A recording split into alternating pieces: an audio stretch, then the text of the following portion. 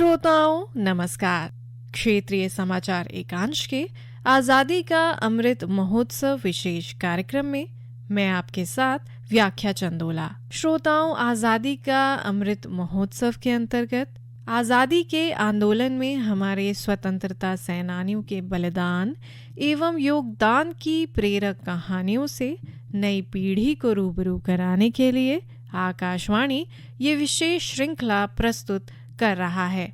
स्वतंत्रता सेनानियों के जीवन, उनके योगदान एवं महत्वपूर्ण ऐतिहासिक घटनाक्रमों पर ये विशेष प्रस्तुति दी जा रही है।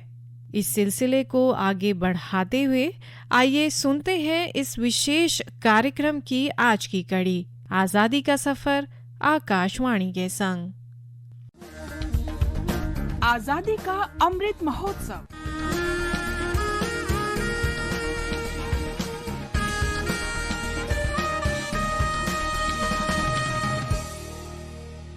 आजादी का सफर आकाशवाणी के संग। भारत का शानदार स्वाधीनता संघर्ष आधुनिक विश्व के महानतम संघर्षों में से एक है। आकाशवाणी से हम आपके लिए रोजाना ला रहे हैं इस शानदार संघर्ष की झलक। हम रक्त ध्वजा फहरा देंगे। आज की इस कड़ी में हम याद कर रहे हैं शहीद भोलो और मोलो को। उन्होंने पूर्ववर्ती सिरोही राज्य में 1922 के भील गिरासिया आंदोलन में भाग लिया था। ब्रिटिश सेना के साथ लड़ाई के दौरान 12 अप्रैल 1922 को उन्होंने वीर गति प्राप्त की। भोलो और मोलो ने एक ही आंदोलन में भाग लिया था जो सरकारी अधिकारियों द्वारा जनजातीय लोगों के उत्पीड़न का विरोध करने के लिए शुरू किया गया था। इस आंदोलन के माध्यम से अत्यधिक ऊंची राजस्व दर और सिरोही राज्य में जबरन मजदूरी के संबंध में जनजातीय लोगों की शिकायतें दूर करने की मांग की गई थी। रोहिरा के भील और चंदेल, गिरवार तथा सेवा के पड़ोसी गांवों के निवासियों ने राज्य की देनदारियों को चुकाए बिना अपने खेतों से फसल नहीं ले जाने का आदेश का उल्लंघन किया। हम रक्त ध्वजा फहरा देंगे। जनजातीय लोगों की भीड़ एकत्र होने का समाचार सुनकर राज्य की सेना और अंग्रेजों के 200 सैनिक मेजर रिचर्ड्स के नेतृत्व में मौके पर पहुंचे और भीड़ को तितर बितर होने की चेतावनी दिए बिना ही 12 अप्रैल 1922 को गोलीबारी शुरू कर दी। अंधाधुंध गोलीबारी में भोलो, मोलो और कई अन्य गिरासिया आंदोलनकारी वीर गति को प्राप्त हुए। गोलीबारी के साथ साथ ब्रिटिश सेना ने गांव को लूटा और आग लगा दी। इन महान वीरों को हमारा नमन। हम वीर सारजहाँ का भी स्मरण कर रहे हैं। उन्होंने 1857 में भारत के प्रथम स्वतंत्रता संग्राम में भाग लिया था। उन्हें 1857 में आजीवन कैद की सजा दी गई। 12 अप्रैल 1859 को अंडमान द्वीप समूह में उनका निधन हो गया। भारत माँ के महान सपूत को हमारा नमन। सूरज दोनों ने देखा, मोहेंजोदारो में रंगों का मेला। आज हम राष्ट्रवादी इतिहासकार राखाल दास बंदोपाध्याय को भी याद कर रहे हैं। उनका जन्म 12 अप्रैल 1885 को बंगाल के मुर्शिदाबाद जिले में हुआ था। उन्हें खुदाई के जरिए सिंधु घाटी सभ्यता के प्रमुख स्थल मोहनजोदाड़ो की प्राचीनता की खोज के लिए जाना जाता है।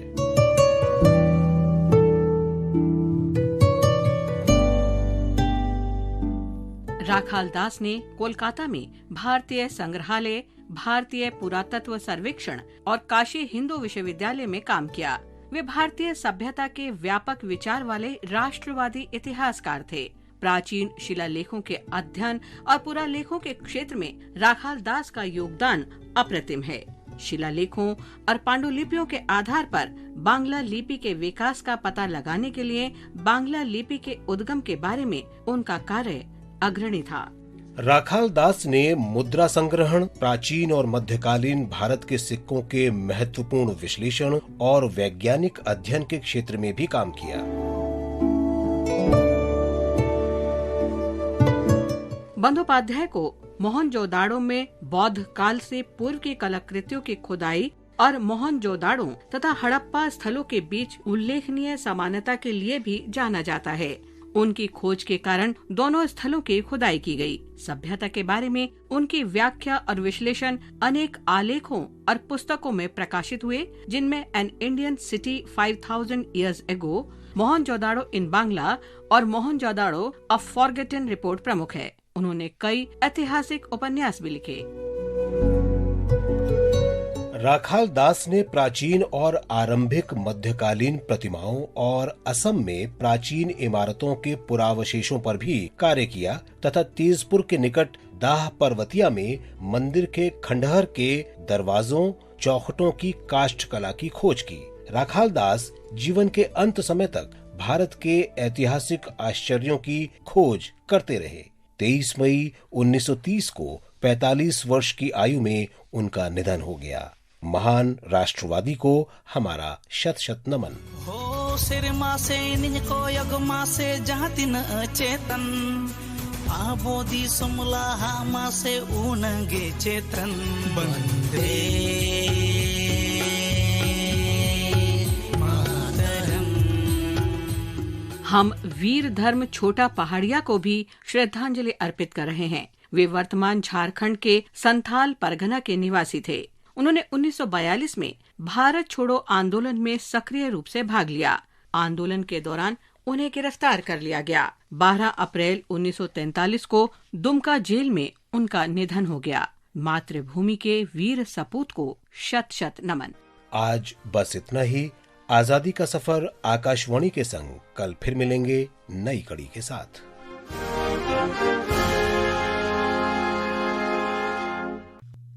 श्रोताओं, ये आप सुन रहे थे आजादी का अमृत महोत्सव के अंतर्गत विशेष कार्यक्रम। श्रोताओं, प्रधानमंत्री नरेंद्र मोदी ने कोरोना संक्रमण के सिलसिले में एक बार फिर सावधान रहने की अपील की है। उन्होंने कहा कि ये संक्रमण अभी गया नहीं है और बार बार रूप बदलकर सामने आ रहा है। प्रधानमंत्री ने कहा कि कोरोना एक बहुरूपिया वायरस है और कोविड महामारी से बचाव के लिए सतर्कता बरतना जरूरी है। उन्होंने कहा कि संकट अभी समाप्त नहीं हुआ है, कुछ समय के लिए भले ही थम गया है। प्रधानमंत्री ने सभी से सावधानी बरतने की अपील की है। श्रोताओं, हम आपको बता दें कि निजी टीकाकरण केंद्रों के जरिए 18 वर्ष से अधिक उम्र के लोगों को देश भर में कोविड की एहतियाती डोज लगना शुरू हो गया है। 18 साल के ऊपर के ऐसे सभी व्यक्ति जिन्हें दूसरा टीका लगे 9 महीने पूरे हो गए हैं, वे एहतियाती डोज के पात्र हैं। वहीं देश में राष्ट्रव्यापी टीकाकरण अभियान के अंतर्गत अब तक 185 करोड़ 74 लाख से अधिक कोविड रोधी टीके लगाए जा चुके हैं और देश पूर्ण टीकाकरण की ओर निरंतर आगे बढ़ रहा है। श्रोताओं, पंचायती राज मंत्रालय आजादी का अमृत महोत्सव को जन उत्सव के रूप में मनाने के लिए 11 अप्रैल से 17 अप्रैल तक विशेष सप्ताह मना रहा है। पंचायतों के नवनिर्माण का संकल्पोत्सव नाम से मनाए जा रहे इस विशेष सप्ताह के दौरान कई सम्मेलनों का आयोजन किया जाएगा, जिनमें सभी हितधारकों के विचारों, सतत विकास लक्ष्यों, तकनीकी पक्षों, सर्वोत्तम प्रथाओं और अत्याधुनिक परिकल्पनाओं, नवाचार को शामिल किया जाएगा। 7 दिवसीय कार्यक्रमों को इस तरह से डिजाइन किया गया है कि ये पंचायतों और अन्य प्रमुख हितधारकों के लिए अत्यधिक फायदेमंद होगा। श्रोताओं, आज के कार्यक्रम में इतना ही। नमस्कार।